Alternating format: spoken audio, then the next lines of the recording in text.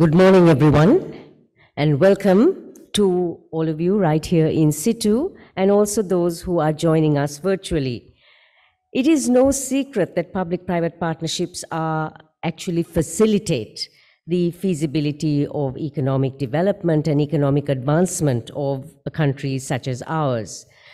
The Serendipity Knowledge Program is an ADB platform dedicated to identifying knowledge solutions for Sri Lanka's development challenges. We are here today to hear about and discuss the highlights of the PPP Monitor of the Serendipity Knowledge Program, which enables public-private partnerships in Sri Lanka. Without further ado, I would like to invite to make the welcome remarks the Country Director of the Sri Lanka Resident Mission of the ADB, Mr. Chen Chen.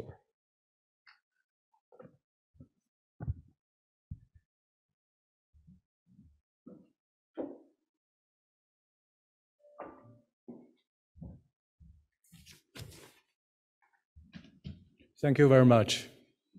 It's my pleasure to welcome all of you to this event under the Serendipity Knowledge Program, which is the first one in 2022. At the same time, I also like to welcome all these 110 participants online. So you are not only alone in this room. Actually, we have quite a large gathering. Just because of the pandemic, we decided to follow this hybrid model, which is innovative and which we hope will be more fruitful. I'm happy to have high-level speakers and panelists from the government of Sri Lanka, including Dr. Ppp Jayasundara, Secretary to the President, the DG for National Planning Department, DG for Urban Development Department, Urban Development Authority, and the additional DG of the External Resource Department. We have distinguished panelists also from the private sector, including an online panelist from Boston Consulting Group and also from John Hughes. Today, we are grateful for ADB's Vice President for Operations 1, Mr. Shixin Chen, who will deliver the opening remarks, and Vice President for Private Sector Operations and PPP, Mr. Ashok Lavasa, who will share his insights through a video message. I'm grateful to the Chief of ADB's PPP thematic group for joining us virtually to provide closing remarks later. We are fortunate to have two private sector experts in the panel to share insights. I wish to welcome everyone again. We are happy to have the development communities also here with us. So thank you very much. ADB, in close coordination with the National Planning Department, designed the Serendipity Knowledge Program, or SCOPE, for Sri Lanka to respond to the knowledge demands of the country and add value to ADB's operations in the country. We are currently developing a new country partnership strategy, or CPS, for Sri Lanka, which will focus on supporting our operations with knowledge solutions, inclusive of including knowledge products and events, to shape strategies and plans to optimize the development outcomes. SCOPE will be one of the main vehicles to deliver this knowledge solution and is aligned to the priorities under the proposed CPS. We have identified a pipeline of knowledge events for 2022 and beyond, and today's event is actually the first among these. The theme of today's discussion, enabling PPP in Sri Lanka, will be an important feature in Sri Lanka's development agenda as Sri Lanka moves forward from the pandemic and towards upper middle income country status. With this event, we hope to initiate a dialogue on creating an enabling environment for PPP in the country and continuing the dialogue with all stakeholders to culminate in tangible outcomes. Today's audience represents actually a broad range of the stakeholders in this space. So today we will present the highlight of ADB's PPP Monitor. For the first time, this PPP Monitor is covering Sri Lanka. The PPP Monitor is a data-driven interactive platform profiling the PPP enabling environment and PPP market maturity for selected ADB developing member countries. So today's event will showcase the highlights from the monitor on Sri Lanka's PPP environment. I hope today's discussion will be productive and inform the PPP dialogue in Sri Lanka. I welcome all of you again and wish you a fruitful 1.5 hours. Thank you.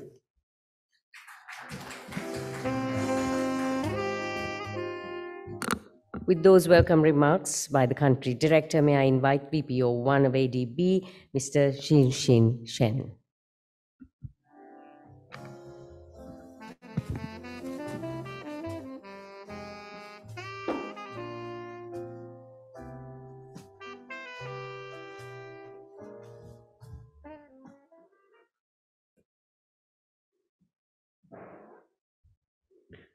Okay, good morning.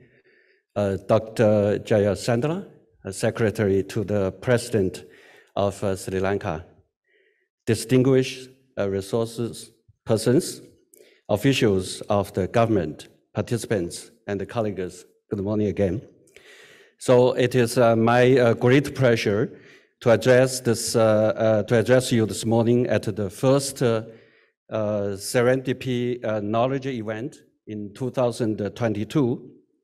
The event is jointly organized by ADB and the National Planning Department of Sri Lanka.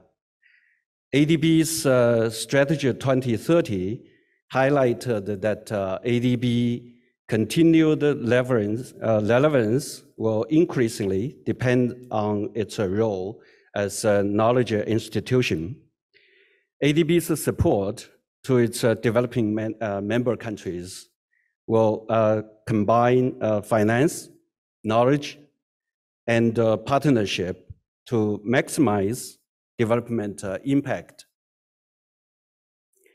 The demand from our DMCs for knowledge solutions is well articulated. It is in this context that ADB has launched the Serendipity Knowledge Program, SKOP, in Sri Lanka to respond to the knowledge needs of the country. We hope SKOP will enable quality discussions and inspire excellent ideas for Sri Lanka's development. ADB is preparing a new country partnership strategy for Sri Lanka to guide its operations during 2003 and to 2027. Fostering private sector development is a key focus in a new strategy. And the public-private partnership, PPP, is an important instrument in this space. So today we have high-level representations from the government of Sri Lanka to share with us the government's thinking and approaches on PPPs. We also have a panel of diverse experts from both public and the private sector to explore best practices and lessons from past experiences to inform the dialogue on PPPs in the country.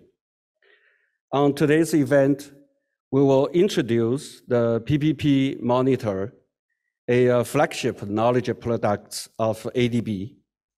The PPP Monitor reviews the PPP business environment in selected ADB developing member countries to help public sector policy makers improve private sector participation in infrastructure projects. The team will share with us the highlights of the forthcoming 2022 edition. In this edition, Sri Lanka, as Country Director Chen Chen mentioned, will be included for the first time. We look forward to hearing from the team on various aspects of the PPP environment in Sri Lanka and the aspects that need further attention. ADB recognizes the importance of PPP to close the financing gap for a climate resilient green economy in the post-COVID-19 world. To facilitate and expedite the process, ADB is expanding its support for PPPs by assessing in policy advocacy and capacity building, helping establishing enabling environments, and addressing in project development, structuring, and preparation.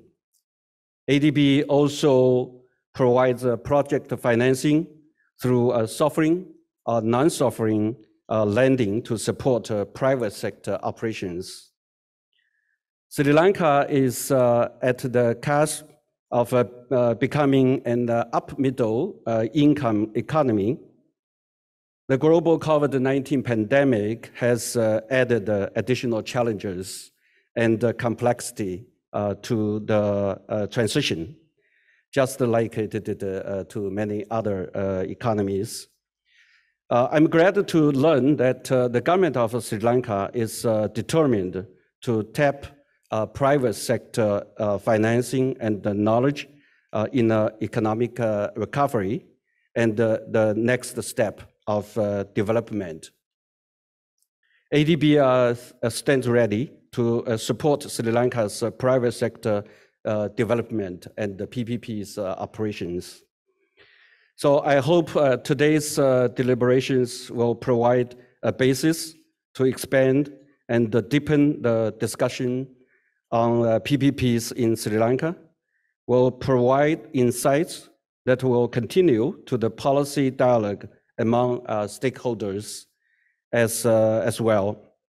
So today's discussions will be the start of a longer term engagement for ADB in this area.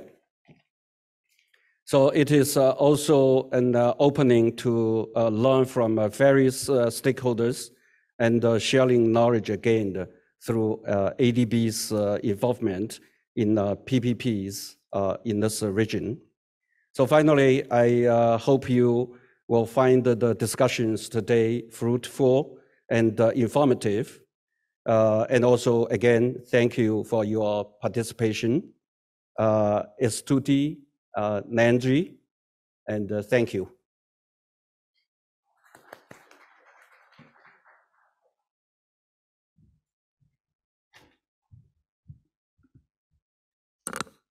Thank you very much to Mr. Shijin Shen. And I would now like to invite to make the keynote address today the Secretary to the President of Sri Lanka, Mr. P.B. Jayasundara.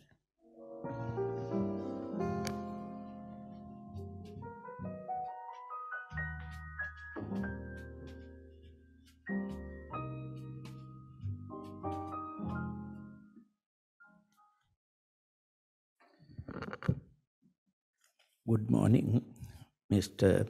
Si Zheng, Vice President of the Asian Development Bank. Also, Mr. Cheng Cheng, our energetic country director, Asian Development Bank here in Sri Lanka. Distinguished resource person, ladies and gentlemen. I'm extremely delighted to participate this event, a very timely event, particularly developing the knowledge required for taking the next step of private sector development in this country. It is uniquely important as Sri Lanka is hungry for investment. As you all know, Sri Lanka is in a very critical juncture at this stage. Good 2 years of country's new leadership, new development strategy, alternative development path, new priorities were overtaken by the COVID pandemic. Losses to the country is irreparable.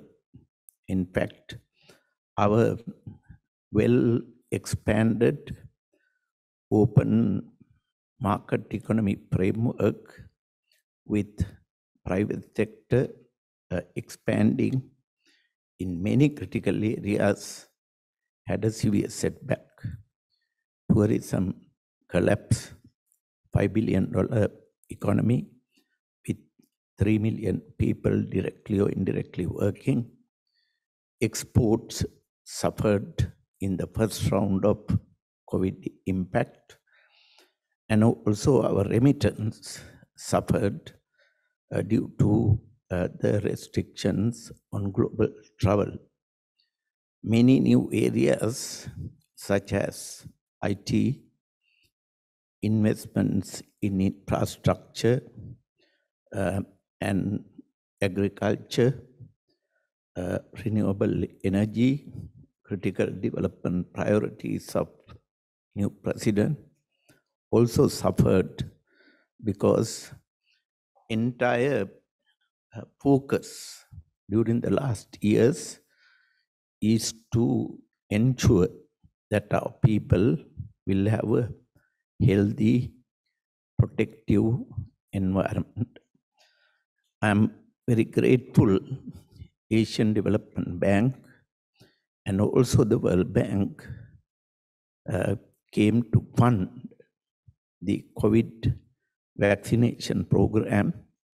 And in fact, one of the few countries in the world which has been able to conduct an inclusive island-wide successful vaccination program.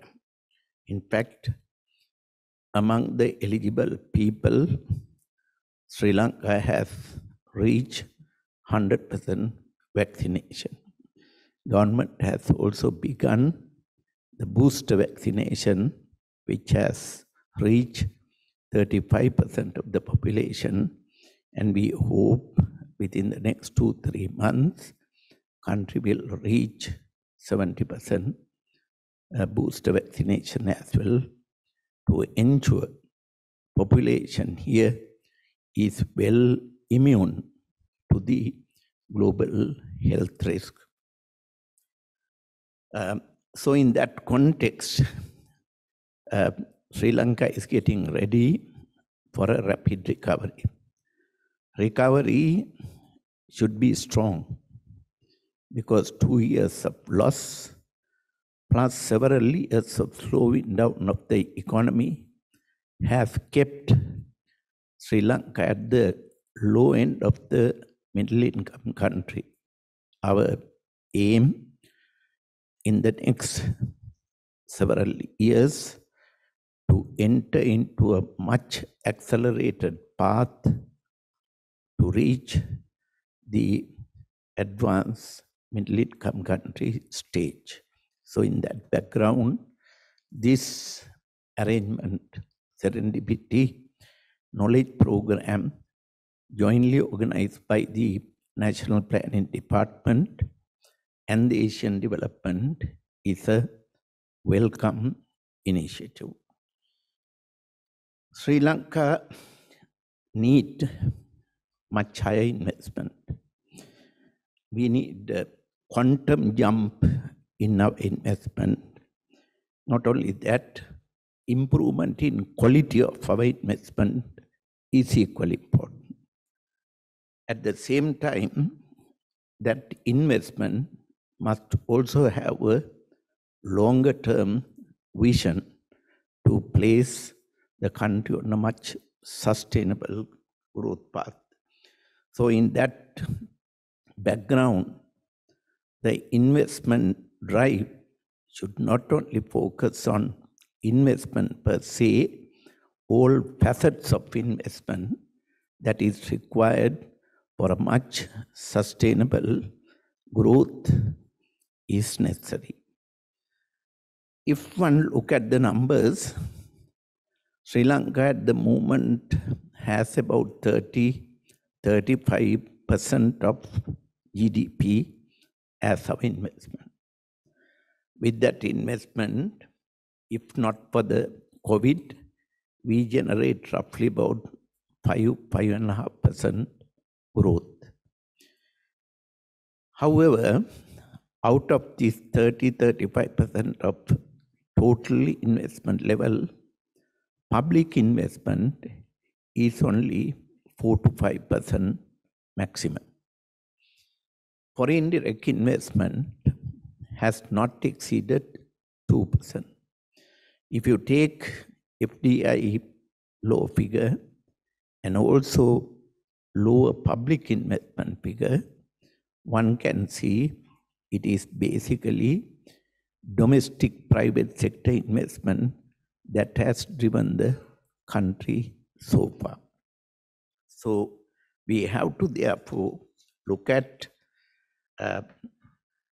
investments in all these three areas of major sectors in the economy. Now, however, all three sectors are constrained due to various reasons. If one look at public investment is constrained due to fiscal space being very limited.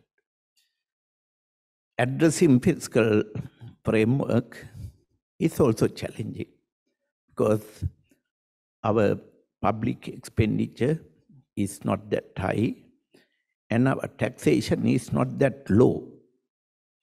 So if that is the case, the room for fiscal adjustment is also not that easy, which means two things.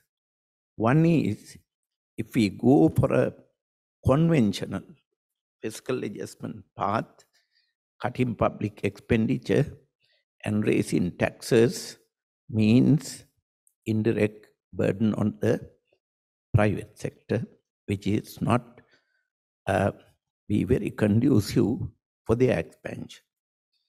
Taking to domestic private sector, the constraints are limited access to finance. We still have a banking system which is basically deposit lending banking. We don't have investment bank. We don't have infrastructure funding agencies. And largely our development partner funding is also for the sovereign investment that is in government. So therefore, private sector has limited access to finance. Capital market is equally weak. Our private sector has not turned to the capital market for equity funding, but they are largely debt finance private sector. FDI is constrained partly because of the investment climate itself is not adequate. Scale is not there like in China or India. We have also political sensitivities for foreign direct investment, and these issues, along with traditional governance structure, compartmentalized government institutions, and also somewhat bureaucratic, over-bureaucratic regulatory arrangements are also constrained for FDIs as well as private sector. Now, private sector oriented development hence required considerable reforms. And those reforms are very much in the government development strategy, and the government elected in 2020 under President Gotabaya Rajapaksa has focused on these things. One is the enabling macro environment. The government, I'm happy that the Asian Development Bank has come up with the 2023-2027 5-year framework, which is consistent with the government macro framework, which was recently outlined by the Honorable Minister of Finance in Parliament, where the prevailing high fiscal deficit is to be eliminated by 2027. And for that, there are considerable efforts to consolidate the revenue mobilization effort, plus engage in a rational public expenditure strategy over the next 5 years, and those policies have been already announced. Equally, countries' national balance sheet also need to be put in the right direction by having large current account deficit in the external account to a current account surplus by 2027, which means we need to move towards much more deep export-oriented strategy, at least 10% growth in exports, not only in few products, but on much more diversified product base, as well as for much more diversified markets for our exports. So within this macro framework, government has also embarked on several reforms, though we only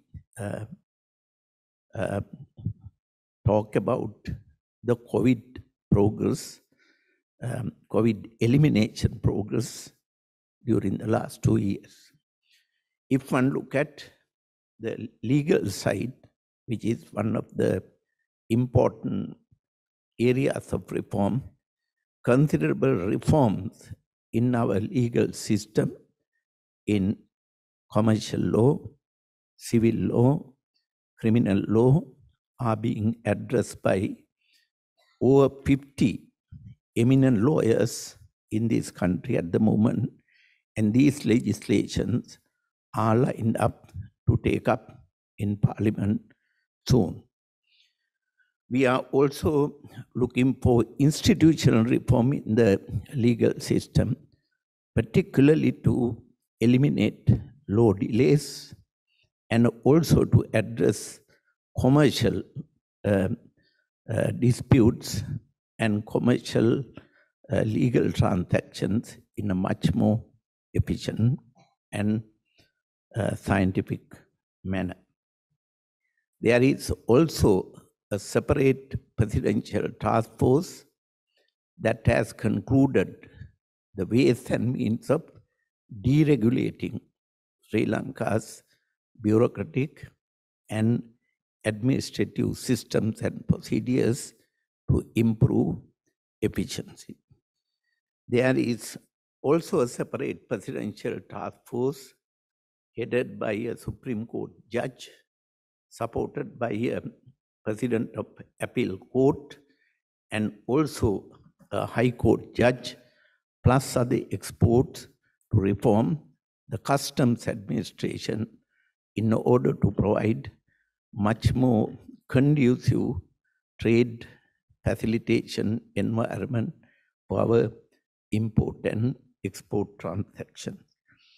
There is also an emphasis on the state enterprises, because Sri Lanka still, though investment is driven predominantly by the private sector, we have some large state enterprises which require considerable reforms, including the options that you might deliberate here. Now, it is not, however, new, some of these PPP initiatives for Sri Lanka. I myself have considerable experience over the last 20 years, and there are some landmark transactions that have taken place in this country to get the private sector involvement through PPPs. One bigger transaction, mega transaction, was Sri Lanka Telecom. Sri Lanka Telecom was a state enterprise. It was subsequently reformed by offering 35% of stake plus management contract. And then it was also brought to the Colombo Stock Exchange, and it is now a listed public company. We also had a similar arrangement for Sri Lankan Airline in 1998. Again, 35% of Sri Lankan Airline shares were given with a 10-year management contract, and that was another example we went through in the airline industry. In 1992, we converted our plantation economy into 20 plantation companies, and those companies were given, each company was given to a private sector companies for 45-year management lease, and most of the enterprises were also brought to the stock exchange. We had very successful PPP arrangements in Colombo port development. One is John Keel's led SAGT, South Asia Gateway Terminal, which actually ADB itself was a stakeholder in the initial round. And that was the first PPP done in Colombo Port. Subsequently, we have done another one, that is CICT, $500 million investment with the China merchant, and which is now in operation.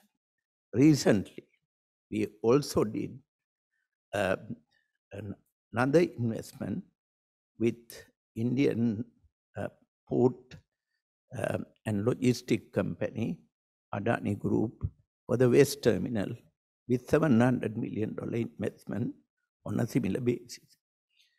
If one look at the Colombo Port story, it's a remarkable story because the breakwater investment of about $400 million were done by Asian Development Bank and the government of Sri Lanka. With the development of the breakwater, we were able to create 3 terminals to come up in staggered basis, and now 2 terminals are in operations. We also have some experience in the power sector with the power purchase agreement to get private sector starting from 1998. Then in the manufacturing sector, Sri Lanka's first BOT arrangement was done by inviting Singapore flower manufacturing company, Prima Singapore, to take over Ceylon flower manufacturing company located in Trincomalee, and we gave 20-year BOT arrangement, which was extended and subsequently converted to a BOO operations by transferring the shares to be reverted back to government to the private sector. Then we have also BOI sponsored PPP arrangement, particularly by offering BOI land areas for fabric park development, which is developed by one of the well-established exporting company, Mars Holding. Then in recent years, Sri Lanka has given 99-year lease in Hambantota Port and also a large area of land to develop an economic zone there. And also in Colombo, government has entered into a PPP arrangement for Colombo Port City development through land and related infrastructure development through a private investment. Then privatization itself has not been that small. In Sri Lanka, we have privatized several enterprises which were previously owned by government. I think well over 40 to 50 state enterprises in sugar plantation, sugar manufacturing, in dairy, and major industries like cement, steel. All these activities also have been given under different arrangements.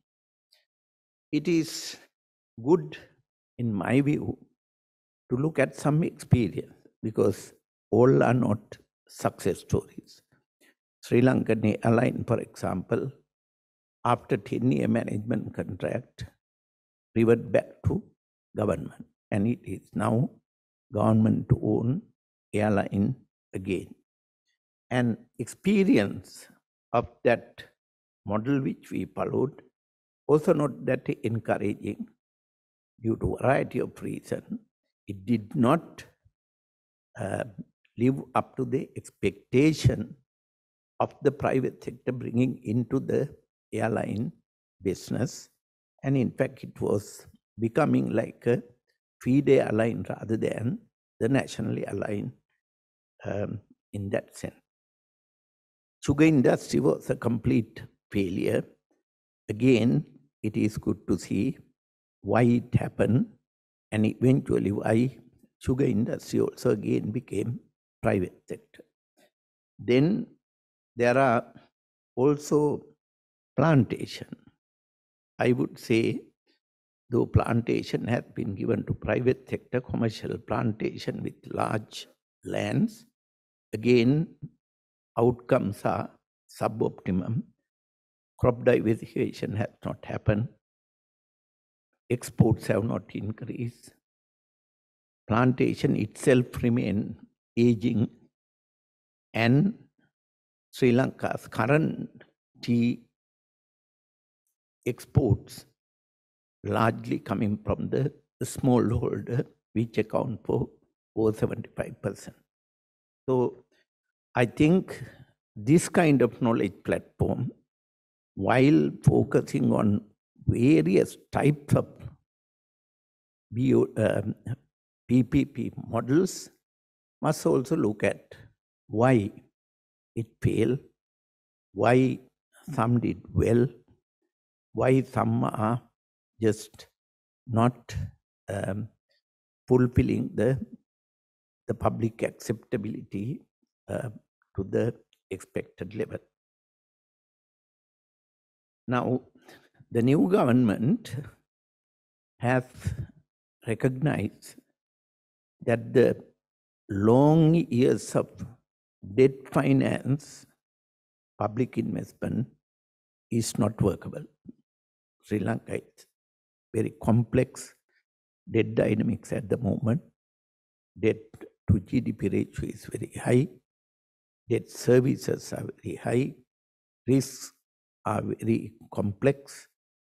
And in that kind of environment, the present government, right from day one, suspended, in fact, most of the loan-funded projects and adapted the investment, private investment in such areas instead of continue to rely on borrowed funds. Now, we have done 4 transactions, large transactions. One is West Terminal, which I referred to earlier, in the Colombo port, $700 million plus investment there. One of the biggest investors who control 40% of Indian port and logistic business. And also, it is a strategic investment for us in the sense 70% of the transshipment cargo is for India and Bangladesh, and Sri Lanka is in the right location. We have also completed first ever expressway project on a BOT basis with again China Harbour Construction Corporation, which is undertaken an $800 million investment on a BOT basis. Then we have also offered one of our dual power plant, 300 megawatts, diesel power plant to convert to a LNG, and that equity stake of 40%, if I remember correctly, worth $250 million plus LNG operation for about 15 to 20 years by the investor himself, and that's another transaction. So these large transactions have taken place, and the government has reduced or avoided borrowed funding from almost all countries for commercial investment, and we have relied largely on the multilateral development partners like ADB and World Bank for public investment. Now, the government investment and development policy is very much a new one. President Gotabaya Rajapaksa believes Sri Lanka being agricultural resource country, agriculture should become a priority.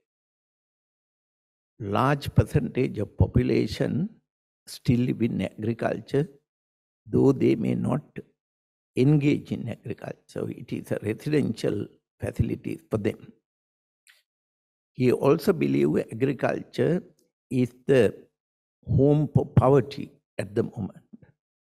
So if Sri Lanka is, while thinking of moving towards middle income country status, advanced middle income country status, that requires modern agriculture, high technology agriculture, and diversified agriculture and commercial agriculture in place of subsistence agriculture. So this is one area government has given high priority, and enabling infrastructure being directed to improve the investment, private investment as well in the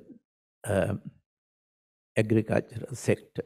So as a result, public investment has been diverted into the provision of uninterrupted and quality supply of electricity, water, telecommunication, and other market facilities into those areas. This is why government has undertaken 100,000 kilometer road network, which ADB and the government initially conceptualized through the inclusive road development strategy. Now it is an icon project here, I-road projects, even the villages talk I-road projects. It's essentially to link the rural areas to the road network and marketplaces. We are happy. World Bank itself has now come with a $500 million investment to double the investable resources that is going to this inclusive road development strategy. The next priority is the human resources. Sri Lanka's human resources is one of the key aspects of development, and the government has committed for comprehensive education reform, where higher education is being open to the private sector, where skill education being targeted as a key area of skills development, and we are looking for support from Asian Development Bank to develop diversified skills in such areas, and also primary and secondary school education also being gradually allowed private sector as well. If one goes through the 2022 budget, these initiatives have been recognized and the government is moving in that direction. The next critical one is the renewable energy. Apart from the global priorities being given to the climate resilient development strategies, President Gotabaya Rajapaksa in his own policy framework, plus what is announced thereafter, is to shift rapidly to reach the renewable energy reliance up to 70% from the current 25 to 30%. Our renewable energy at the moment is only hydro resources, and hydro resources remain almost fully tapped in large scale. And we believe with the technological advancement over the last several years, Sri Lanka has a huge comparative advantage in developing renewable energy, solar and wind. We are looking for much larger investment in solar and renewable investment in big scale over the 2022 and 2023. I'm also glad ADB and World Bank and several other development partners are coming into such investment, but we are planning to accelerate that with large private investment there. Apart from the opportunities for private sector investment, renewable energy, I think our development partners, particularly ADB and World Bank, must also look at from the point of view of our economic structure.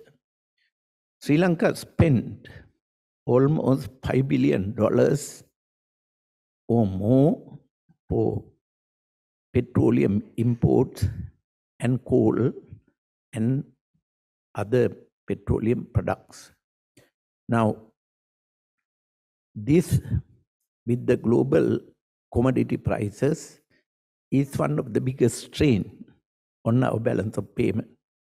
Out of a $20 billion total imports, $5 billion is spent on petroleum.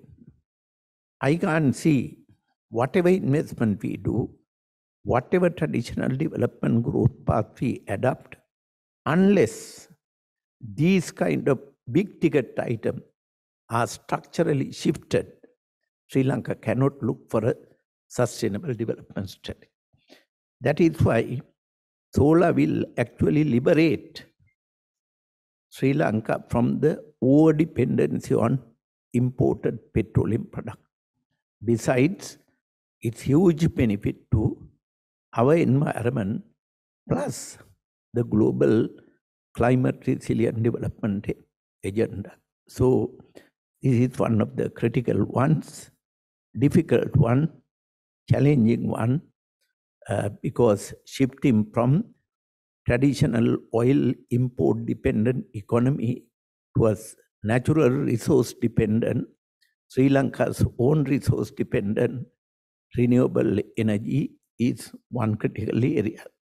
Here, it is not only the energy generation, it's also the transmission and distribution network may require huge structural change. Price adjustment alone will not resolve this. Traditional answer is when the petroleum price goes up, you revise the domestic prices, but considering the fact price elasticity is so high, it will only perpetuate the cost of living and cost of production. So if Sri Lanka is looking for a low-cost power compatible with other countries without subsidies, answer lies in shifting renewable energy direction. Government is also, in terms of its agricultural strategy, is considering fast-tracking the shift from chemical fertilizer usage to a much more organic agricultural practices. Here again, countries spend $400 million on the importation of chemical fertilizer. Now the consequences over several years of such agricultural practices has been the widespread non-communicable disease in this country. The kidney related problems, cancer related health incidents, and other health related problems are challenges, far severe challenges, probably than the COVID.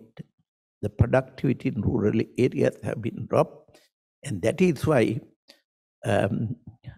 in addition to organic fertilizer, organic agricultural practices, countries also looking for improvement of supply of quality drinking water all island. In fact, this president's goal is to provide quality water for all, because he believes in inclusive development as a sustainable strategy as part of his overall strategy. Now, coming on to the third priority is the technology.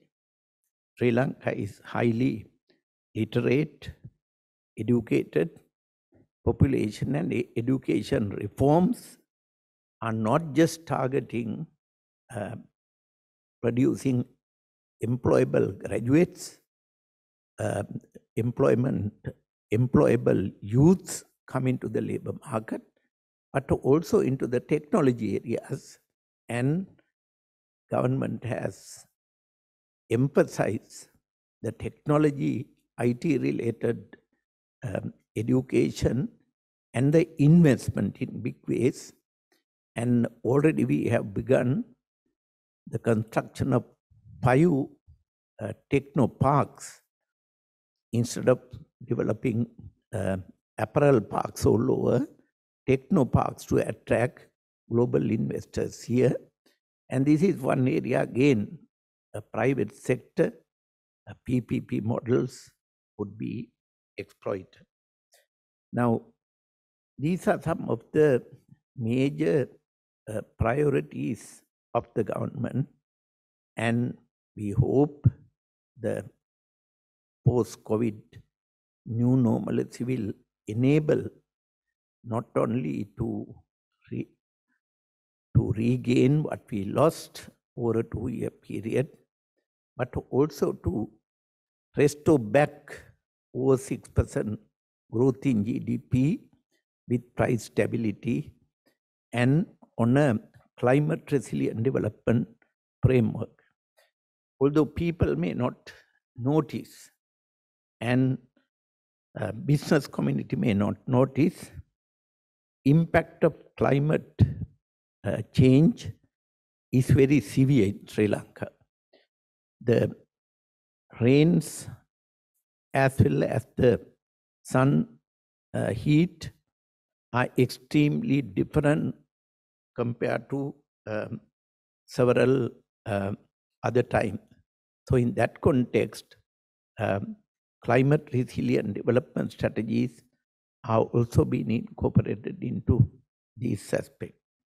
So in that context, various exhaustive instruments such as BOTs and various other options for PPPs must be looked at in the overall context. And I hope this knowledge platform will enable development partners, government officials, and private sector to come up with innovative solutions, and also to learn lessons from our past 20-year PPP models, why certain things have not worked up, and what are the reforms required in those areas. With those remarks, I conclude my keynote speech, and I thank you very much for inviting me. Thank you.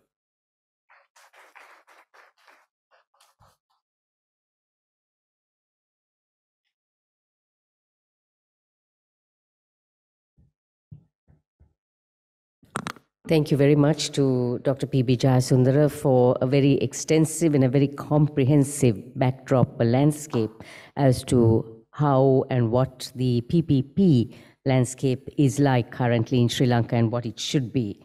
We move now to a video message from the ADB's Vice President for Private Sector Operations and Public-Private Partnerships, Mr. Ashok Lavasa, who discusses in an interview with who discusses the importance of ADB providing end-to-end support for public-private partnerships to ADB's developing member countries in Asia and the Pacific. This interview is with Adrian Torres, the Chief of Public-Private Partnership Thematic Group of the Asian Development Bank.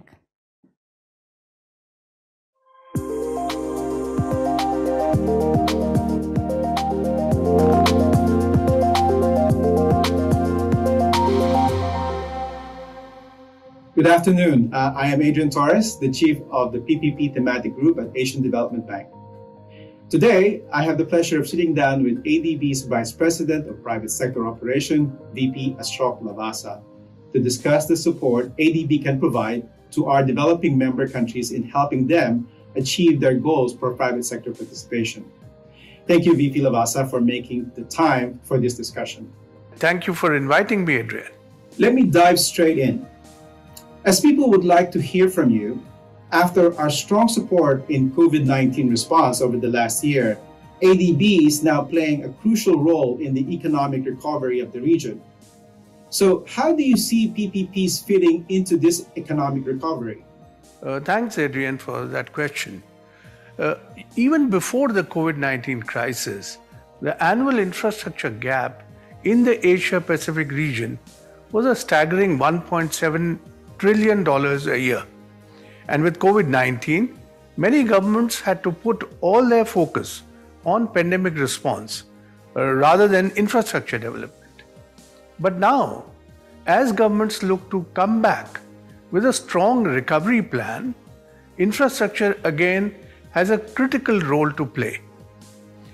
As we all look to recovery, with the climate crisis and widening distance to achieving sustainable development goals, this funding gap has certainly increased further. In these difficult conditions, the role of good quality infrastructure is crucial to build back better.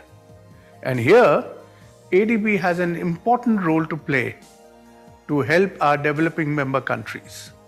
PPPs are now a common part of our DMC's vocabulary of how they look to procure infrastructure.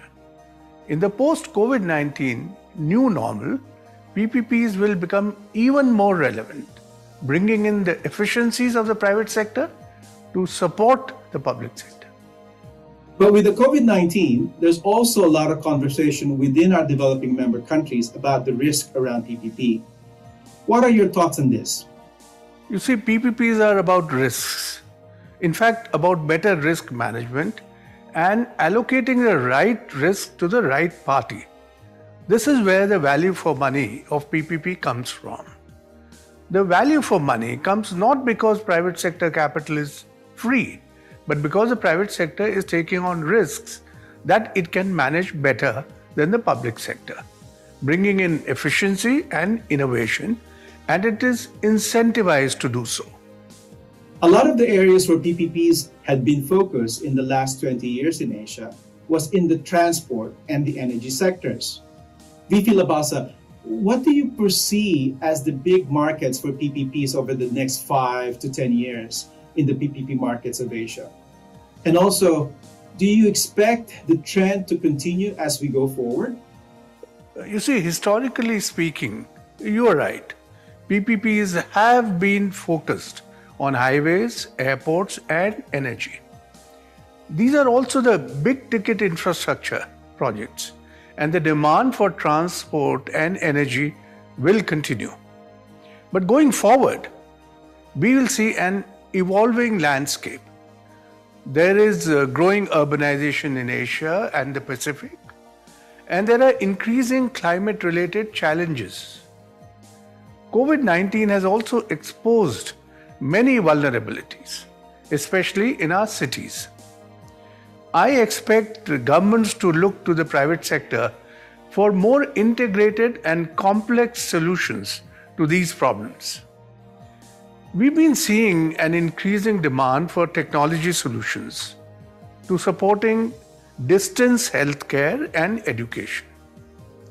Shortage of affordable housing, poor transport, and increasing climate risks are common challenges across most of our cities.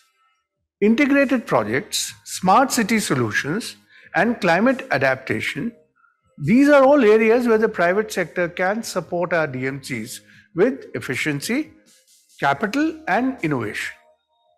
As someone who has deep understanding of the public sector, VP Labasa, how can the public sector best prepare itself and leverage the support of the ADB and the private capital? You see, PPPs are complex. Even though PPPs have more than a 20-year history in Asia and the Pacific, the PPP environment in most of ADB's developing member countries is still at an emerging or developing stage. Two things are needed for our DMCs to increase private sector participation in PPPs. They need to improve their technical capacity, and they need to improve their legal and risk management capabilities. With more complex projects, good early stage planning is important. A clear understanding of all the climate risks for an urban transport project early in the process, for example, can help the government understand what risk the private sector will accept and what risk the public sector must keep with itself. Improved understanding of risks early makes project structuring and procurement much easier. To better leverage private sector, governments and our DMCs need to improve their legal frameworks, their institutional processes, and their risk management systems. This can significantly improve the PPP environment. Building the systems and the capacity to attract and leverage private sector participation is critical. How do you see ADB supporting our DMCs in these challenging areas? I think ADB is well positioned to leverage our knowledge, our partnerships, and financial resources to help our member countries in developing PPPs, providing end-to-end support from upstream to the downstream.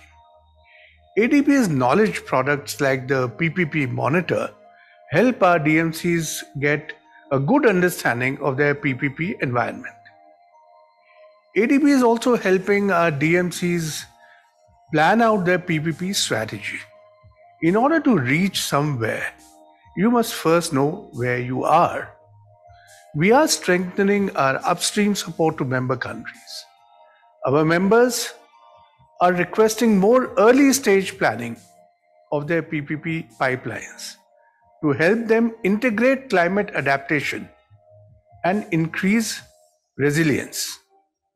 In countries like Vietnam, we are increasing technical support to improve their public investment management and contingent liability management process. Such support can significantly increase investor confidence in the pipeline development process. I think good project preparation is critical in the midstream area. Here, ADB brings very strong transaction advisory services to ensure proper structuring and competitive and transparent procurement. This can further improve the value for money for the government. And what about our financing, VP Labasa? How can we help there? Adrian, ADB stands ready to support well-structured projects with sovereign and non-sovereign financing. We've expanded our pool of guarantee products to make PPP projects more attractive and bankable to private sector investors. Our one ADB support for a solar project in Uzbekistan, for example, recently resulted in the lowest tariff in Central Asia. We have committed to expand our support for climate finance in ADB's private sector operations. Across all our support, upstream and downstream, I would like the PPP projects ADB's support in climate sensitive sectors areas like urban, health and education to be designed with a primary purpose of effective climate adaptation and enhanced resilience.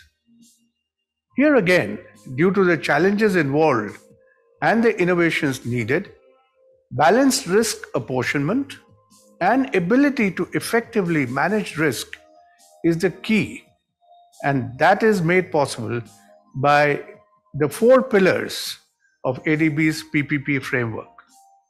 We have been seeing increasing demands for end-to-end PPP support across our DMCs. Thank you for taking the time and for these thoughts, VP Labasa, and your direction to us to extend our active support for PPPs to client governments across the region, and your guidance on the increased focus on resilience and adaptation. We will continue to work closely with our DMCs in enhancing their enabling frameworks for PPPs.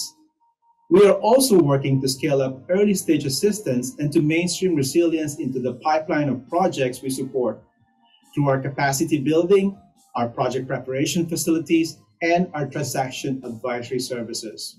With this, I would like to thank you, VP Labasa.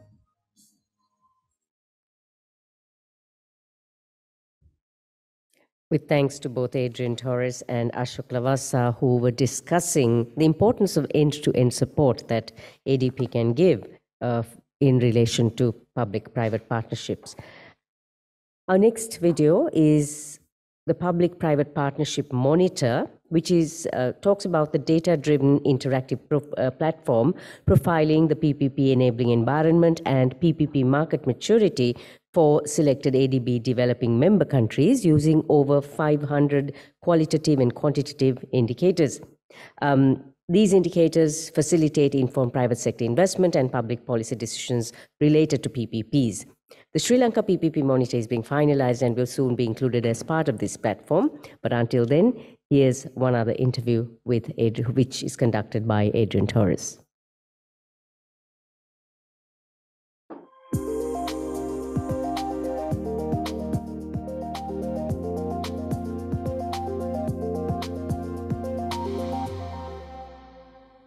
For countries across Asia and the Pacific, provision of basic infrastructure services, including water, health, energy, transportation, and communications, is an important public sector activity.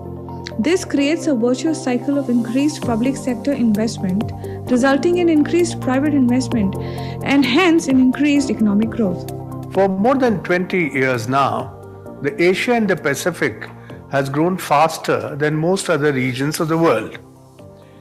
Emerging from COVID-19, the governments across Asia are recognizing the need to expand and modernize their infrastructure to sustain this growth.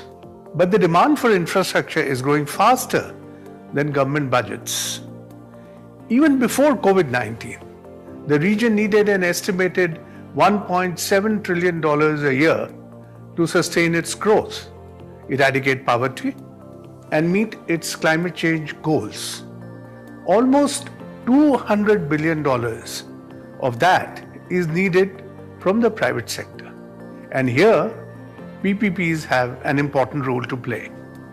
PPPs have become an important mode of infrastructure procurement across Asia and the Pacific.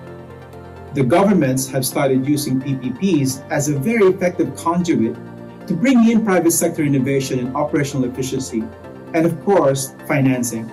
But the enabling environment and the conditions for private sector participation are not the same across our member countries. And some countries have been able to get more private sector participation than others. The PPP Monitor captures the PPP environment in our developing member countries. The PPP Monitor has been designed as a one-stop information source, bringing together information from across multilateral development banks, think tanks, and some commercial databases to present a holistic picture of the PPP enabling environment in the country.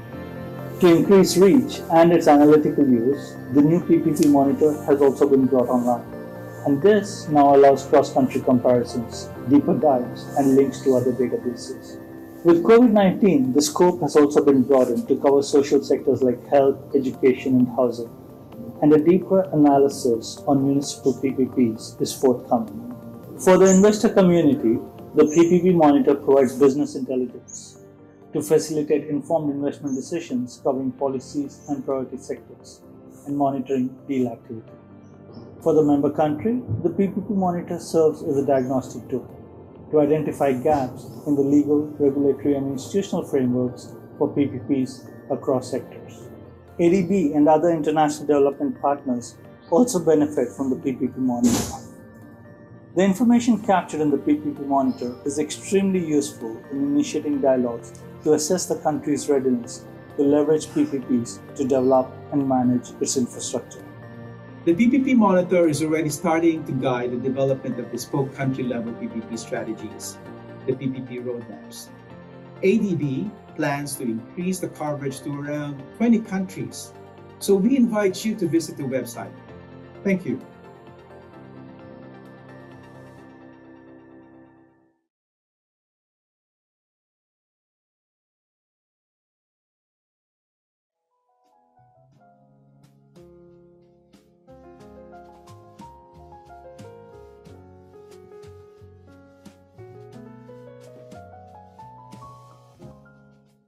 With that discussion, again conducted by Adrian Torres, I would like to now invite Aura Abon from Manila, who is joining us from Manila in place of King Wen Cheng, the Public-Private Partnership Specialist of the ADB, who was due to join us and is unable to join.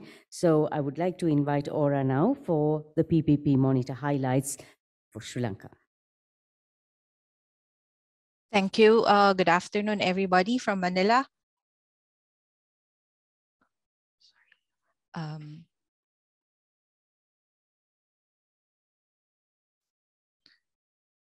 Okay. I am Aura Abon from the Office of the Public-Private Partnership, and I will be presenting the highlights of the Sri Lanka PPP Monitor on behalf of the PPP Monitor team.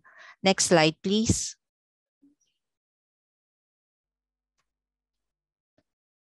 Okay, the PPP Monitor has three sections.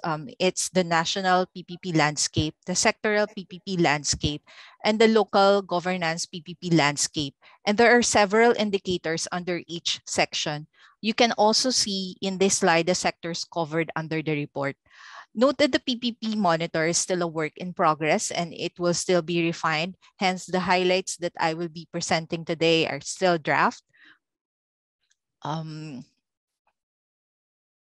It has been prepared as of December 2021 based on secondary resources available in the public domain in consultation with investors, lenders, the ADB resident mission in Sri Lanka, and government counterparts. Next slide, please. So here's a snapshot on the numbers. From 1990 to 2019, there were 87 projects that reached financial closure. And as you can see here in the slide, the energy sector takes the bulk of the projects in terms of numbers and investment amount. There is also slow progress in other sectors over the years. Next slide, please. In terms of procurement, a total of 50 projects were carried out under the unsolicited proposal mode, and there were only 4 projects that are user-pay deals, and VGF support is lacking. Foreign participation is most active in the energy sector. Next slide, please. In this slide, you can see that the provision of government support, such as those listed here, land acquisition support, guarantee, availability payment, and the likes, are provided in an ad hoc manner and will have to be institutionalized and standardized across sectors. There is also a need to establish a well-funded project development fund for the creation of PPP project pipeline. Next slide, please. So this slide summarizes the PPP financing and PPP market maturity in Sri Lanka. It shows the maximum tenor here, the typical debt to equity ratio. We have the timeline to financial closure and the minimum DSCR covenant. It also shows that infrastructure projects in Sri Lanka are mostly funded through government loans and to some extent public sector banks. There is limited domestic liquidity and instruments such as infrastructure bonds and green financing are not used. There is a need to develop the capital market to address the liquidity concerns and the need for long-term financing. And next slide, please. In terms of the PPP and enabling environment issues, let me focus on those issues highlighted in the red font that can probably be taken up and discussed further during the panel discussion after this presentation. The first one is the fragmented PPP legal and regulatory framework. The PPP framework in Sri Lanka is still evolving, with various critical elements still missing. There's no PPP policy to set out the overall policy directions and assure private sector of the government's commitment to PPPs. The next issue is the lack of a PPP custodian, central PPP custodian. There's a need to streamline the PPP institutional framework with clearly defined roles, responsibilities, power and functions of the government agencies involved in the PPP project development cycle. The third issue is that there is no suitability assessment to select PPPs. To this end, the public sector capacity to identify, screen, prioritize, prepare, procure, and manage PPP projects will have to be enhanced to address this. And as mentioned earlier, the provision of government support will have to be institutionalized across sectors, and a project development fund will have to be established. Next slide, please. So here we have the sector-specific issues. For the road sector, we have variation in taxes, loans, and inflation. We have the lesser use of IT and technological advancements and inadequate labor facilities. In the railway sector, the government faces problems to accrue a substantial income, and there's a lack of conformation to information technological procedures and usage. There's environmental challenges such as landslides and floods, which often delays projects. And then in the port sector, we have high import duties and other taxes, restrictions on foreign ownership of shipping agencies, lack of independent port regulator, and poor supporting logistics infrastructure. In the airport sector, we have lack of trained, experienced workforce, adverse effects due to internal conflict and terrorist activities, and restrictive operational parameters. In the urban and water sector, urban also includes affordable housing, wastewater treatment, and municipal solid waste. We have chronic non-revenue water in urbanized areas, which limits the ability of the government to meet increasing demand, and there's a true cost recovery is not practiced in this sector. We also have limited long-term strategic urban investment planning and urban development focus on smaller local authorities in Greater Colombo region. In the energy sector, while we see that most projects are actually in the energy sector, we are still facing issues such as low credit rating of the sector. There's limited institutional capacity. There's the weak grid transmission and distribution capacity, the poor currency rating, the project implementation delays. In terms of social sector issues, which includes the education and the health sector, we have constrained public healthcare facilities, including limited rural penetration, shortage of healthcare staff, and we have adequate school infrastructure and teachers for science, and limited access to tertiary education. In the ICT sector, we have lack of procedural transparencies, security issues, and difficulties with online registration and processes.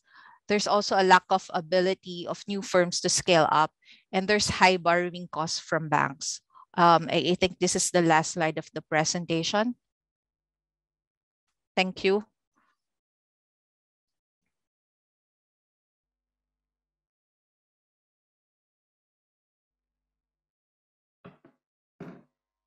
We say thank you to Aura and make way for a panel discussion. I'd just like to call on my panel now.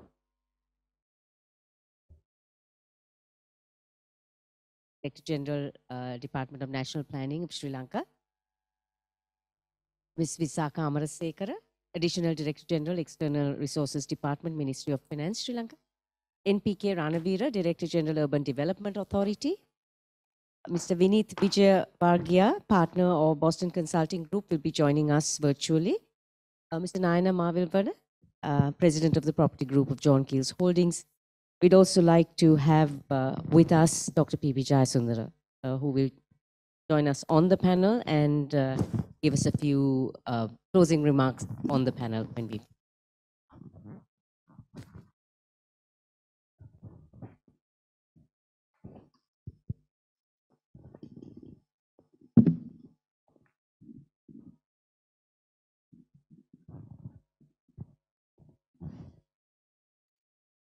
To start off, would we have Mr. Chen to?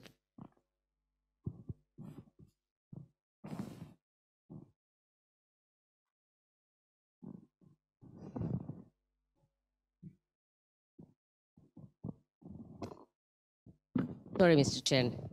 I was trying to juggle my papers, and anyway, you and Dr. PB will be giving our closing remarks for the panel. Mr. Kumarasiri, just looking at what we've heard thus far, you know, the Department of National Planning, what is the role you see of PPPs in national planning? And like we heard in some of the review, for instance, when it comes to PPPs, we only think of airports, energy, you know, things like that, roads. What are the sectors that hold high potential for collaboration between public and private sector through PPP, the PPP modality? Yeah, thank you very much for your questions. I think it has almost 4 parts. But beginning with Excellencies, Dr. Jayasundara, Secretary to the President, Vice President of ADB, and also distinguished guests, ladies and gentlemen, good morning. It is a pleasure to be here with you all for this important event organized jointly by the NPD and the ADB. The main purpose of this event, high-level forum, is to enhance our understanding on PPP, discuss and share the experience on PPP models, given due attention on potential sectors, effective implementation, arrangements, and the way forward. It was a few thoughts, various officials, and also video also highlighted, very important in this juncture. The National Planning Department has looked at, always work with the donor agencies and also discuss with the various government agencies.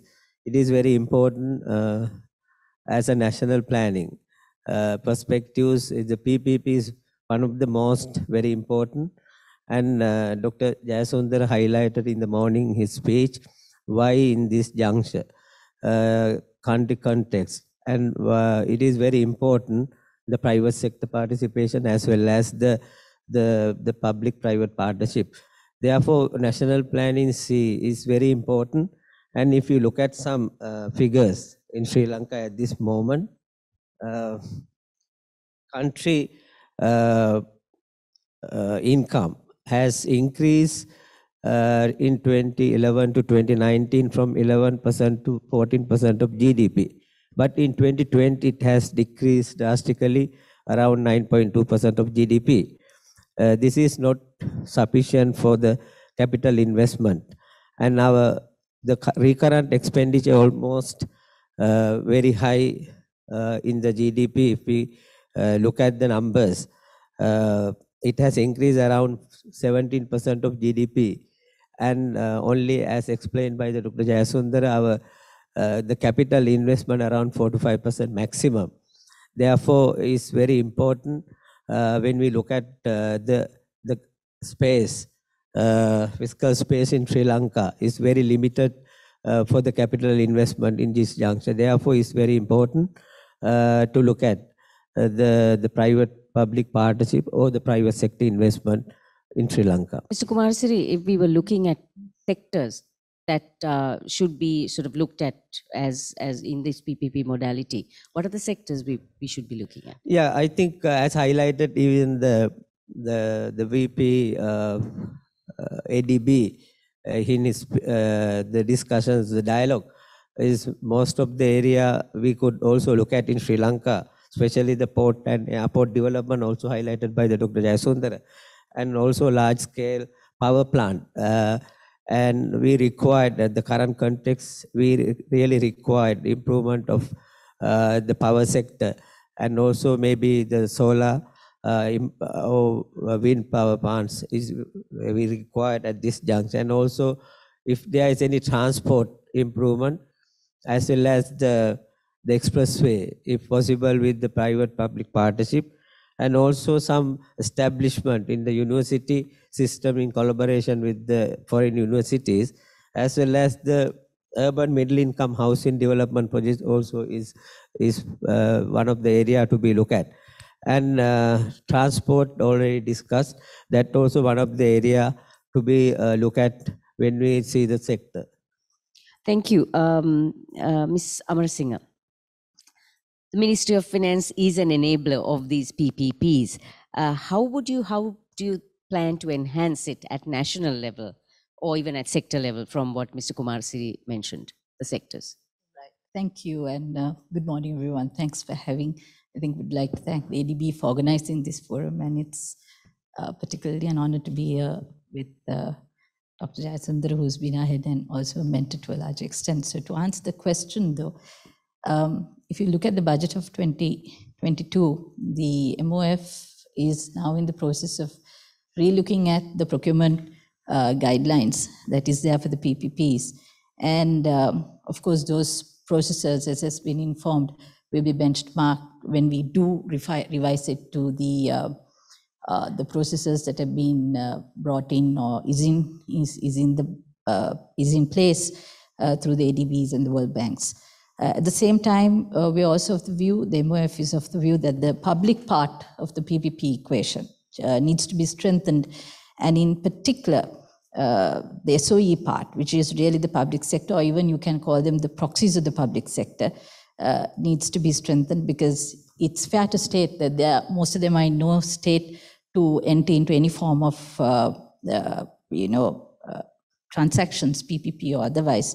So this requires a lot of reforms, and which the MOF is actually driving.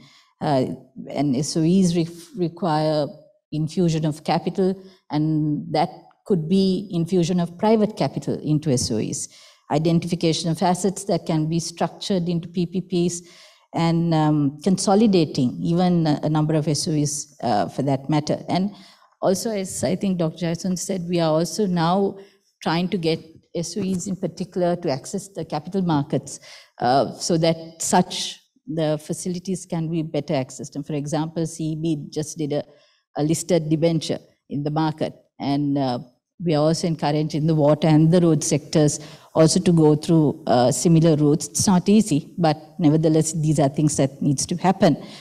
But it's also pertinent to note that the circumstances are such that there is a need to establish a clear demarcation between procurements and investments as well. A lot of people in this country don't seem to understand the difference, and lots of ambiguities get involved in because of that. So we are actually in the process of defining a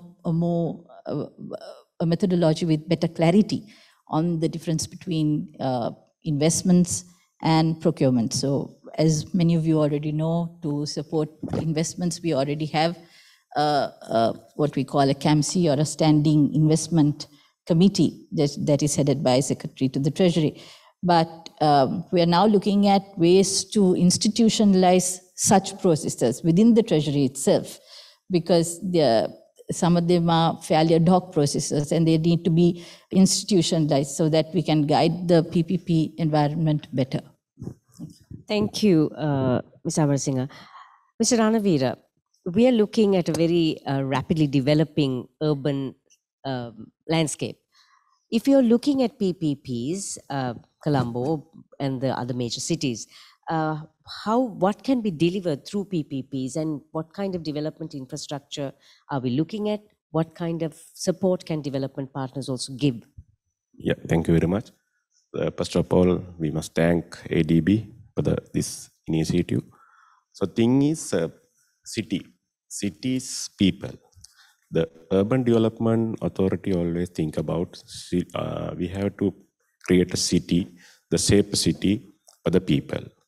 The UDA, our main objectives: prepare a development plan for the whole urban area. And when we are preparing development plan, we always think about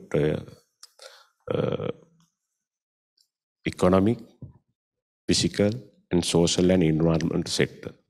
So based on that, all over the country, we have prepared master plan and development plan. So based on based on that development plan, all developments comes under our plan. See that Hambantota Port development, Port City, and the Kandy, Colombo, all development comes under our development plan. The UDA, the last year we had the investment forum. Then last year November, so we introduced nearly 50 investment opportunity for the country.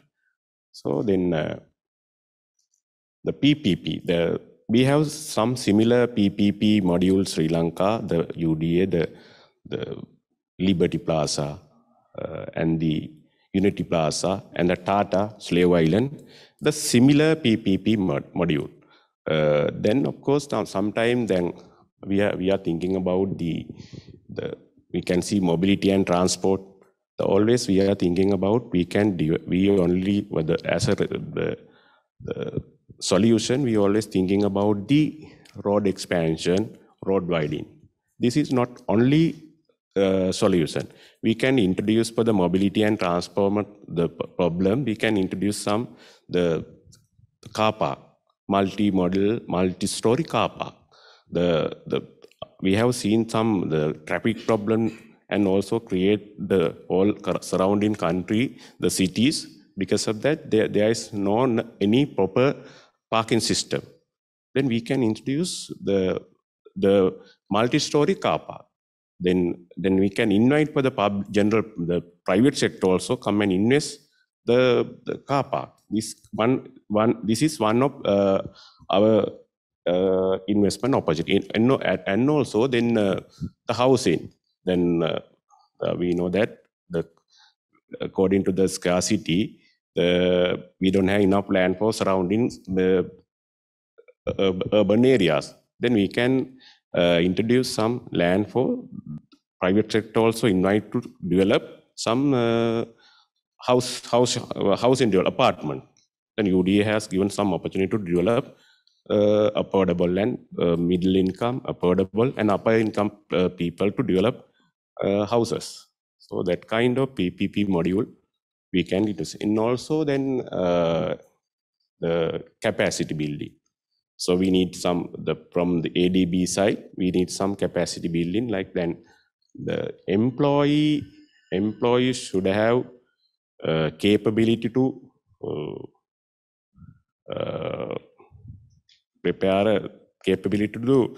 prepare comprehensive bankable documents, all purposes. So then to discuss, to negotiate, and to negotiate with the people. So then we need that kind of support, technical support and training, the ADB. So UDA always thinking about that kind of support, and we can facilitate. And another thing is the approval process. The Sri Lanka situation, when we are applying for the approval, so it takes long time. Then now UDA has established one-stop the planning approval system. Then some investor come and approve the project without any delay, the one umbrella. So that also it is the UDA involved for that things. Okay.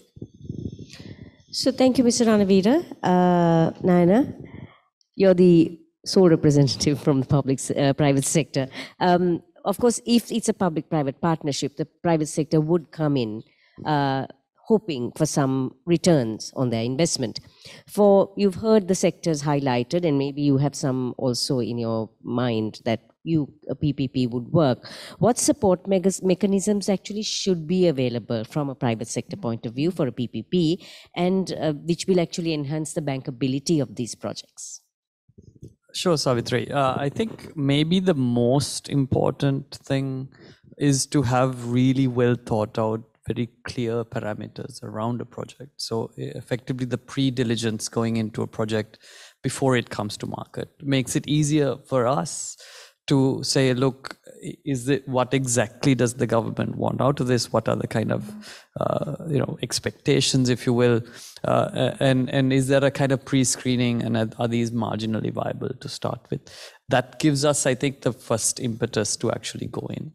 Second, I think, as alluded to by many of the speakers, is really a clear process of who counterparties are, and who, this kind of legal and financial frameworks that come into it. Again, having a clear counterparty that aggregates in some way various ministries who have all the technical expertise to one core place. I suppose in the Ministry of Finance is where that is being done. It would be a kind of second piece. I think the third piece would be really a good understanding of funding lines or finances available for any kind of viability gaps that would almost inevitably come up in some of these infrastructure type projects. Maybe ports not so, but when you start looking at transportation, even if you go into areas like urban development, you are definitely going to have some viability gaps, and where the sources of funding for this type of thing are available, and what are those resources. Having those queued up would make a huge difference. And one final thing, which I think is an issue in Sri Lanka that we probably need to proactively start to address, is really how do we bring the public along? Because in Sri Lanka, we have a problem of, sometimes private investment, particularly foreign investment, being demonized. And that unfortunately scuttles the best intentions of all governments of the past, decade or two. Large transactions automatically become really, really big political issues. But I think there's a lot of awareness building that needs to be done at a grassroots level, at a public level, on the necessity of these types of things and how they really can be exceptionally successful and a win-win for the country. So those are my 2-3 points. Thanks very much, Naina. That was interesting. The fact that, when you do bring in public-private sector partnership in, that there is this demonization, and how do we get ownership of the people as well? Because otherwise governments cannot work in this fashion, nor can the private sector. So I'd like to ask Vineet. You're joining us virtually from Vineet, if we are looking at PPPs, and also from what you've just heard, we've had pitfalls, and there are successes, there are failures, but if someone is to be looking at a PPP constructively, what are the pitfalls, what are the challenges they need to be aware of, and how do we get around it? Thanks, Audrey, and good morning, everyone. Thanks for inviting me for this, for this discussion. So, I've been listening to quite a few, ideas that have been shared, and I'm in, agreement with that. In my experience, one of the biggest pitfalls when it comes to PPP projects is on the quality of the project reports that are prepared in the pre-diligence phases, which sometimes do not capture the details and the nuances for a project very well. And some of these things, surface during the execution of the project, which leads to either the concessionaire or the operator walking away or raising an, issue with the government that this is not going to work out. We are not going to make money, and that is where it goes down. A lot of projects, PPP projects, in my experience that I have also been advising on, have suffered bottlenecks primarily because the pre-diligence phase was not done well. So that's one very important aspect that we need to work on. And it is in actually the pre-diligence phase that you need to take a very conscious call on the PPP mode that you want to go for. There is no one silver bullet. PPP projects are meant to be customized to the context and to the project in question. So that's very important. So that's one point. The second point I would say is risk sharing, and Mr. Lavasa also highlighted that extensively. By the nature of it, PPPs will require excellent risk sharing between the parties that are best placed to handle it. And in my experience, projects that have been successful are the ones which saw through the risks and divided the risks between the public and the private sector efficiently. And that is something that that becomes very, very critical, to prevent a pitfall in the future. And the last point that I would like to add is around, dispute resolution. You can never anticipate the scenarios that can emerge. Who thought COVID-19 will come and disrupt all projects? There's so many operational projects that went completely haywire. So, and that's just one example of how things can go wrong. But robust legal frameworks and dispute resolution mechanisms are the way to ensure that you navigate any obstacle that might come in the way. And that is what gives investors a lot of confidence that if they put in money, it will work out. And PPP projects by nature of it are long periods. We're talking about 20, 30-year projects. So we need to have those processes in place to give investors confidence. Thanks very much, Vineet. In the interest of time, we will not be taking any questions from the floor, nor will we be taking any questions virtually or on the chat right now, but there are pieces of paper on your tables if you'd like to ask any questions, and also the Q&A chat box on the link if you'd like to ask any questions. Again, please write it in, and ADB will get back to you with the answers in due course. So just some closing remarks on this panel discussion and what we've heard so far, Mr. Jain. You've heard the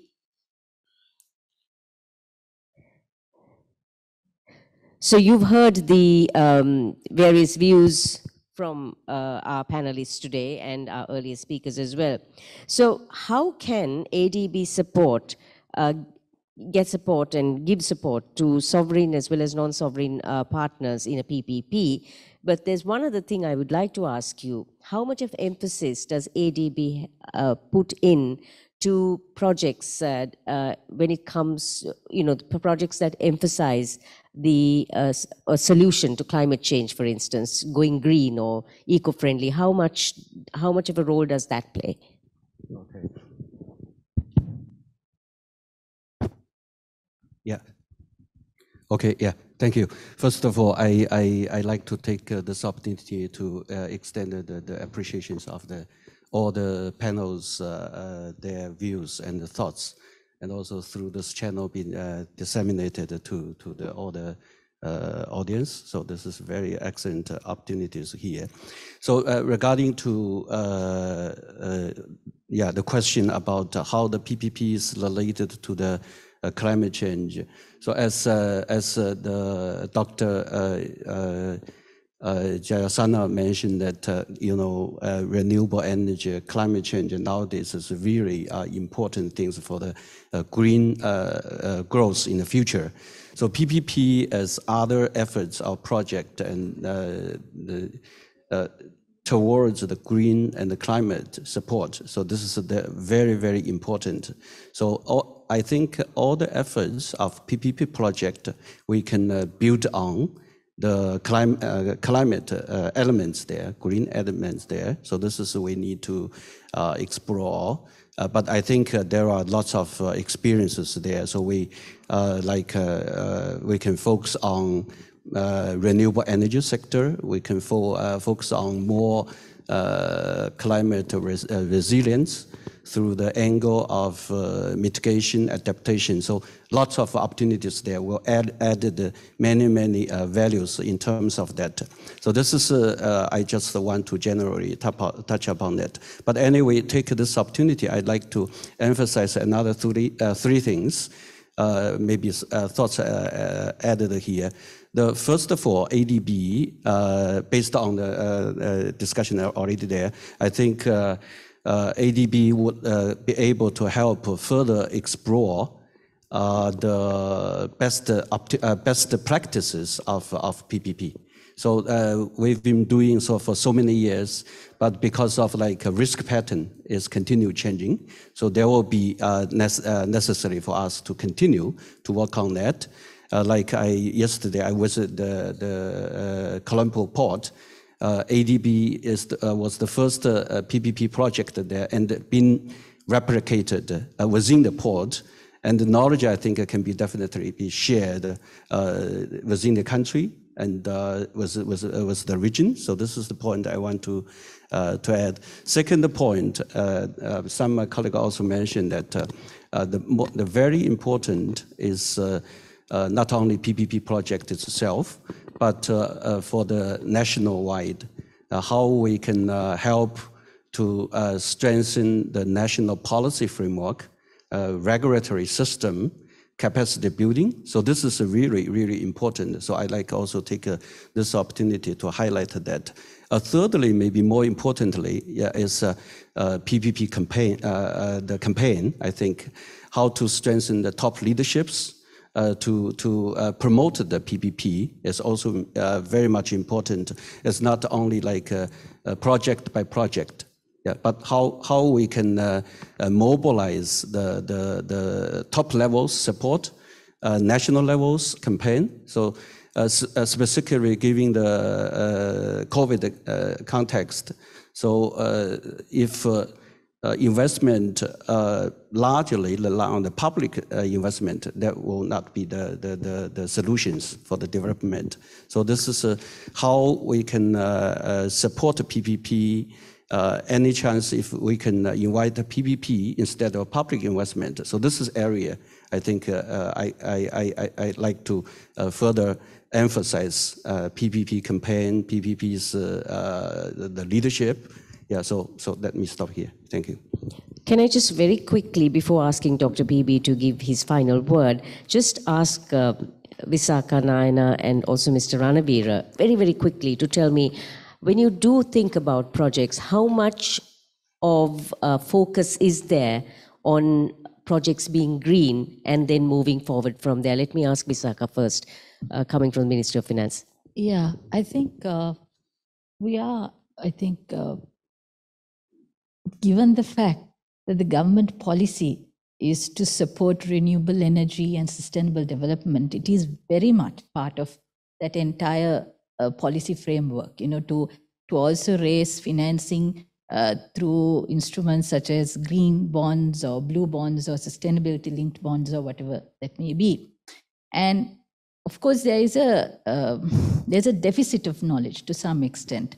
And there is also some difficulty sometimes to access markets. So I think that's where ADB and the development partners can come in, because they can provide credit enhancements or support us to access markets via various mechanisms, and also even support the private sector with, to access that type of financing. The private sector arms of the ADBs and the World Banks can actually play a significant role in that context. Even if it is not the public sector, even if it's the private sector, it complements well in the larger scheme of things. So the country is ready, and I know the MOF is engaged in that discussion constantly. But that support can come not only to the public sector, but also to the private sector. It can come in a number of ways. And Nayana? I think it's an interesting question, because I don't think I can speak for the entire private sector. John Keel's as an entity, absolutely, environmental, social factors become a big part of our decision-making process because our investors expect it.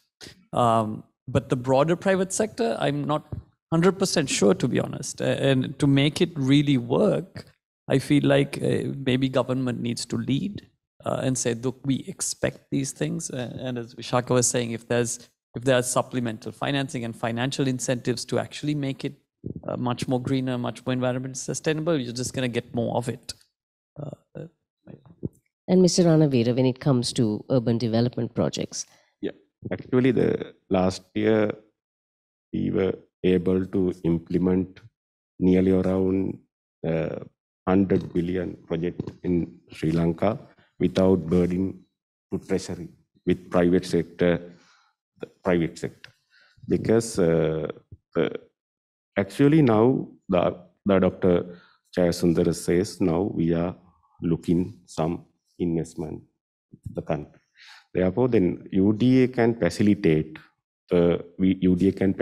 some the investment opportunity to open up the private sector of the PPP module. Then of course from ADB, actually ADB side we need the assistant, the technical assistance, the support, and to implement this kind of the PPP module, so that then we need some training. Then if you are providing training facilities, then urban exposure, then we can actually after training the team, or then that team they can continually train for others. Thank you, Dr. Ppp. We've had a discussion that has reached on quite a bit of areas. What do you see are the next steps to support PPPs in Sri Lanka, and how do you think ADB can help in that support? Thank you for the question. And I think we should not oversimplify the subject we are talking now. The reason I highlighted in my opening remarks regarding what lesson Sri Lanka would learn from its PPP transactions is something eye-opener, because 3 transactions went to the Supreme Court and reversed in Sri Lanka. Currently, another transaction is being before the Supreme Court. This is one complexity that need to be understood properly and discussed as to how a legal framework is framed to move from privatization to PPP. Privatization, in a way, is a transfer of ownership from one segment to another and one-off.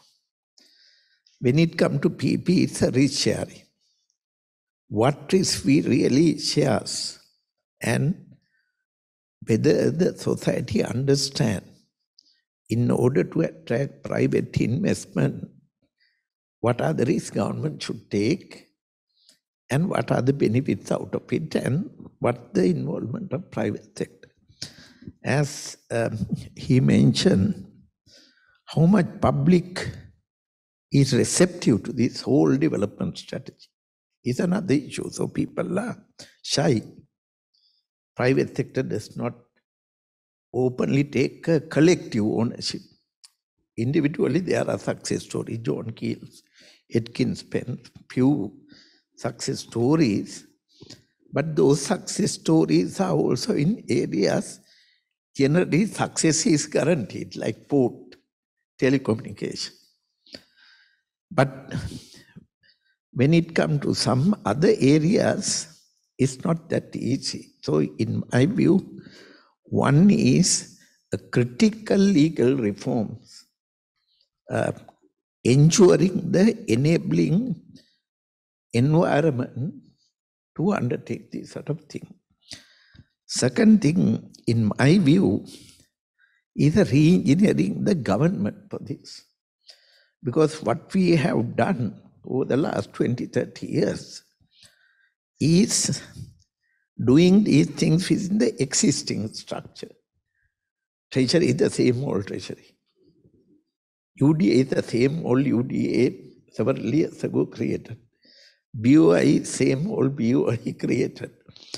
But we don't have an integrated government machinery to handle this. So therefore, there is no specialized knowledge to address these things. I recently had the privilege to intervene, I call it privilege to intervene, regarding the West Terminal negotiation. The multifaceted agencies involved and bringing them together into a PPP model from their institutional perspective is an enormously impossible task. Enormously impossible, I would say. If we do one transaction, it's a great achievement. Actually, in terms of the ADB metrics I saw, there are so many potential sectors, within the sector potential activities. You need not to do everything, but activities. Take railway, take airport. You don't need to do a PPP for airport. You can do an airport terminal.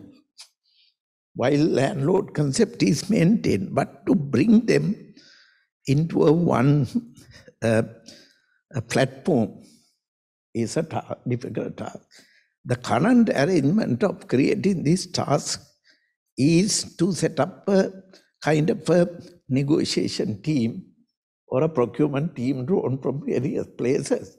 But the guys participating there do not have the right mandate because they are representing their institutional interests rather than the national interest. So to me, while National Planning Department is the center of the information, developing all types of national, public, private, quasi-public project activities, it needs to be completely reoriented to develop project profile, as he mentioned, and make it like public documents so that it can improve gradually. I don't think even the donors have development partners like ADB, since they are here. They should also know the country view.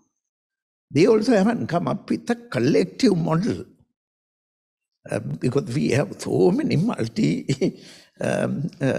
development partners. I have seen in some other countries also, donor coordination, donor common approach to these sort of things are not very clear.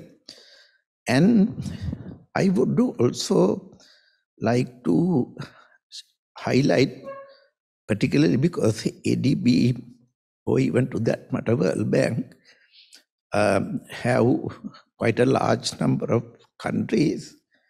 East Asian experience is irrelevant here because Asian, particularly South Asian, India, Sri Lanka type of countries have democracy.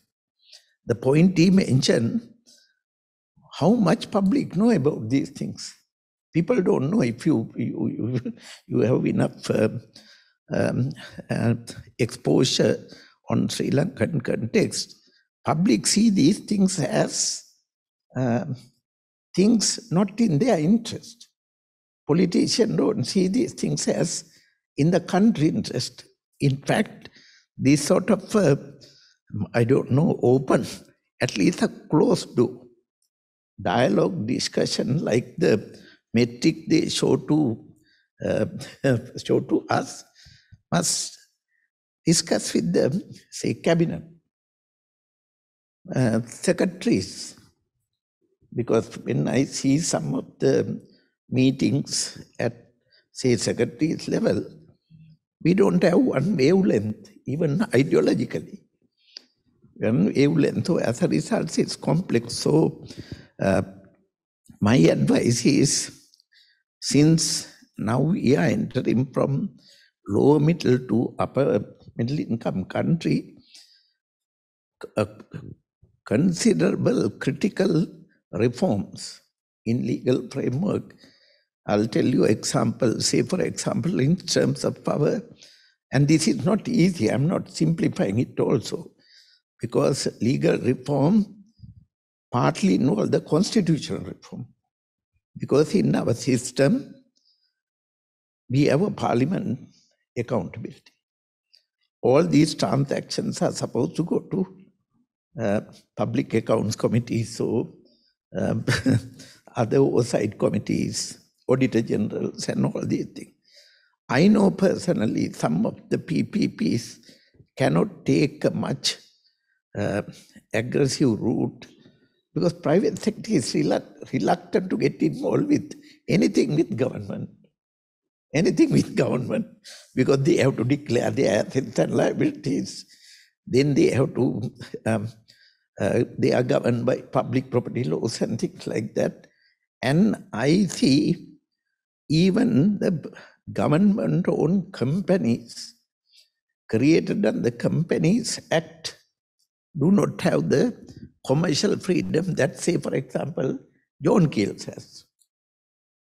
Because it's private, it's governed under different things. That does not mean John Keels is not accountable. So our accountability aspect itself is not very clear.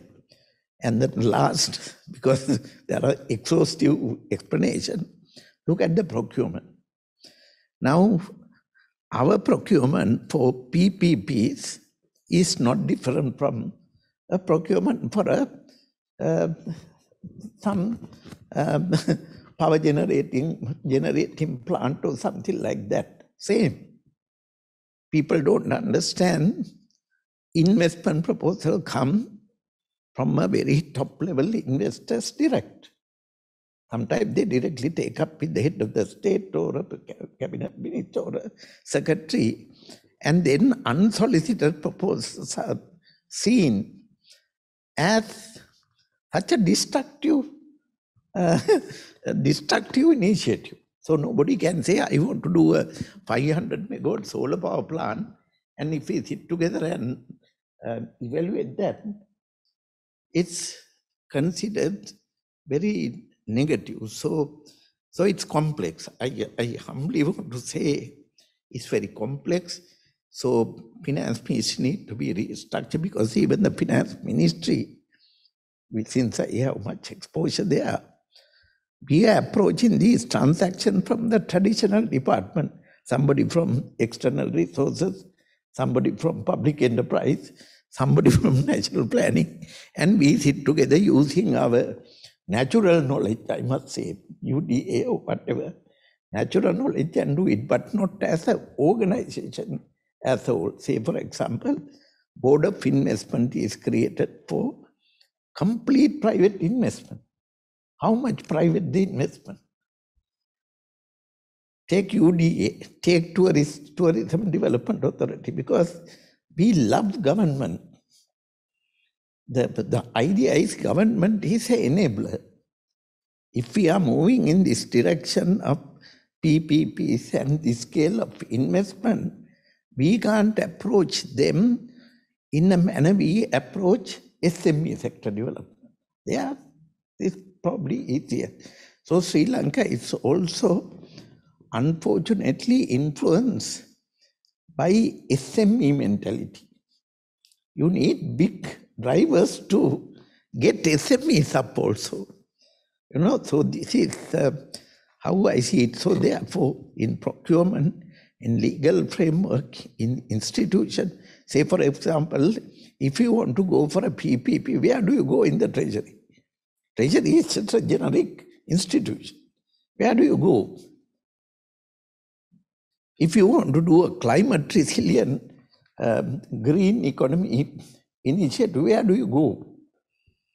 So these are some of the constraints that we face, and the government is currently addressing some of these things.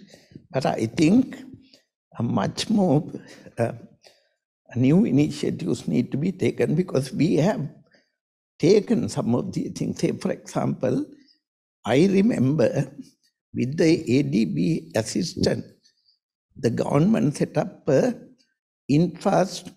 infrastructure investment bureau, private sector infrastructure. That's how we created few power projects.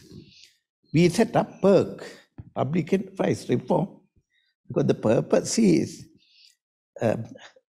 government is the big landlord. Take railway, take airport, take port not only these port terminal, see how much warehouses, logistics and things like that belong to PERC. Take railway, country's biggest landlord. Even you can't put a railway engine on the railway track under different setup. So all these big changes need to be done. And currently we are working, last 2 years, of course, the work suffered because of the COVID, but these things have to be fast-tracked. Thank you, Dr. PB. I think that sort of gives a good extensive idea of how the PPPs should be working and have been working. Not only do we need critical reforms and a whole lot of changes, we need communication to go out so that people's mindsets are changed. But I think more than anything, you need a complete mindset change to make this work. Thank you very much to all my panelists, Dr. PB, to Mr. Chen, to Visakha, Nana, also Mr. Ranavira. And while I will urge the panelists to move, can I now invite Mr. Kumarasiri to make the closing remarks for this conference?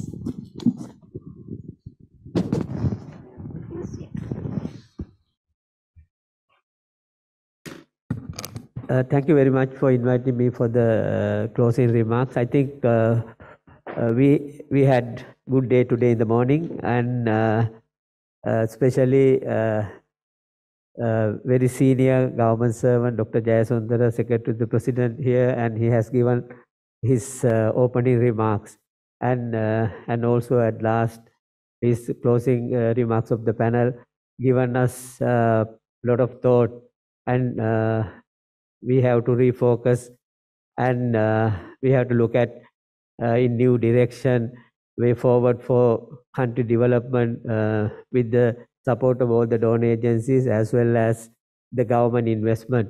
And we have to look at how the private sector engagement for development of Sri Lanka, and a lot of deliberations we had from the ADB side. We have seen some of the experience share with the VP through the video, and also all the speakers, and all thoughts we have to way forward. And as a national planning department, Dr. Jayasundara highlighted we have to reformulate, re-engage, and with all the government sector, institute has to look at how we have to work with the government agencies as well as the national, the finance ministry, how we have to work. And also we have to get all the donor support in the development of Sri Lanka. Focusing today the PPP, the private-public partnership.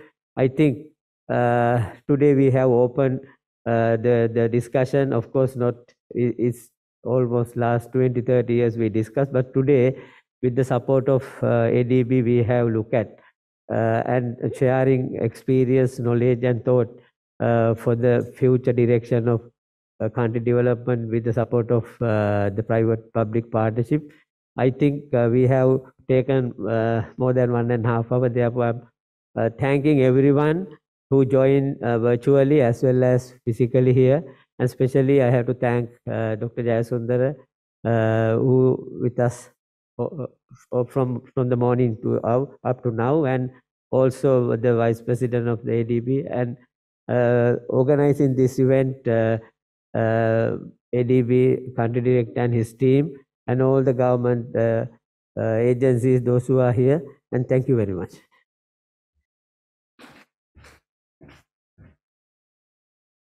And a final word from Mr. Adrian Torres, Chief Public-Private Partnership Thematic Group of the ADB. He will be joining us virtually. Great. Thank you. Hopefully you can hear me well. Good morning to all of you. And it is unfortunate I could not join you in person, but nonetheless, I am very happy to be part of this important event and hear the many insights from our speakers and also panelists. I would like to express my appreciation to the speakers and the panelists for their valuable contributions to this Serendipity Knowledge Program. I would like to thank all of those who attended and helped make this event a success. Today's discussion have given us insights on how PPPs as an alternative procurement modality can help Sri Lanka deliver much needed public infrastructure. And I do hope that meaningful discussions on how to continue the development of the country's PPP environment between the public sector and the private sector will continue beyond this event. This knowledge program has been very effective in showcasing the best practices and lessons from past experience to inform the dialogue on PPPs in the country. From the panel discussion, I do note that the importance of tackling risk-sharing issues, funding support, say through viability gap funding, and certainty on legal issues as key points noted from the private sector angle. I also note that this program has highlighted ADB support, and we will continue supporting and assisting the government in your pursuit to have a more meaningful and active PPP environment. And PPP Monitor, which this launch is a start of that. And finally, confirming government's thinking and the policies on PPP to support the national policy and infrastructure development. In particular, it's very encouraging to hear the ongoing reforms in the enabling macro environments, and also the government's commitment to continue key legal and institutional reforms to facilitate a more conducive environment for PPPs, as noted by Dr. Jayasundara in his opening remarks, and he again reiterated these critical points in the panel discussion.